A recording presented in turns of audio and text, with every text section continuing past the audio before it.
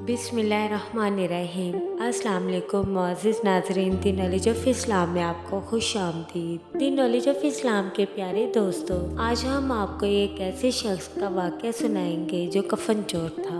हज़रत सैयदना अबू इसहाक़ रहमतुल्लाह अलैहि फरमाते हैं कि एक शख्स हमारी महफिल में आया करता था, मगर उसका आधा चेहरा छुपा रहता था।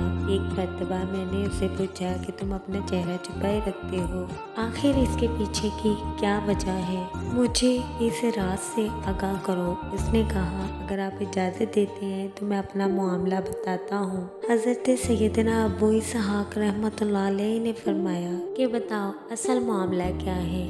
इजाज़त मिलने पे उस शख्स ने अपनी इबरतनाक दास्तान कुछ इस तरह सुनाई कि मैं कफन चोर था। मैंने कई कब्रों से कफन चुराए। जब भी किसी नई कब्र के मुतालिक मालूम होता तो फौरन वहाँ पहुँचकर कफन चुरा लाता। एक मर्तबा एक औरत का इंतकाल हुआ। जब उसे दफना दिया गया तो मैं रात को कब्रिस्तान पहुँचा और कब्र खोदना शुरू कर दी।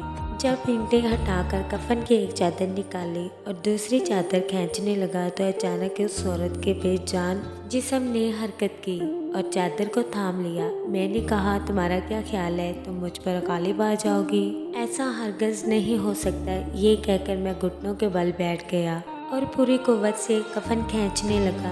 यकायक उस औरत ने एक जोरदार थप्पड़ मेरे चेहरे पर मारा, जिसके दर्द की शिद्दत से मैं बेकरार हो गया और मेरे चेहरे पर बहुत ज़्यादा जलन होने लगी। ये कहकर कफन चोर ने अपने चेहरे से कपड़ा हटाया तो उसके गाल पर उंगलियों के निशान बिल्कुल वाज़ेह थे।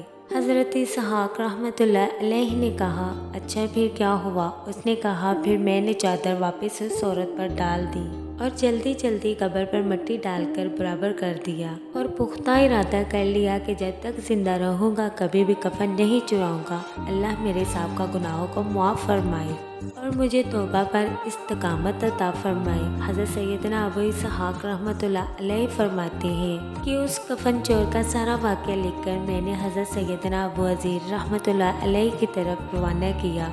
उन्होंने ये जवाब लिखकर भेजा कि इसे पूछे कि जो मुसलमान किबला रुख दफनाए गए थे, क्या सबके चेहरे किबला की तरफ थे या किबला से फिर चुके थे?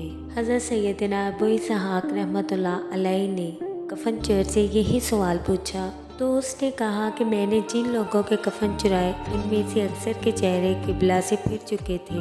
हज़रत सैयदना अबू इसहाक़ फरमाते हैं कि मैंने ये बात लिखकर हज़रत अबू अज़ीर रहमतुल्लाह अलैहि की खिदमत में भेजी तो उन्होंने जवाब में ये तहरीर भिजवाई कि इसहाक़ रहमतुल्लाह जिन लोगों के चेहरे किबले से फिर चुके थे उनका खात्मा ईमान पर नहीं हुआ।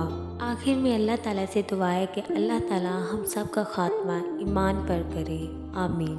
हमारा YouTube channel the knowledge of Islam को लाइक करें, शेयर करें, कमेंट करें, सब्सक्राइब करें और बेल आइकन को प्रेस करना मत भूलें।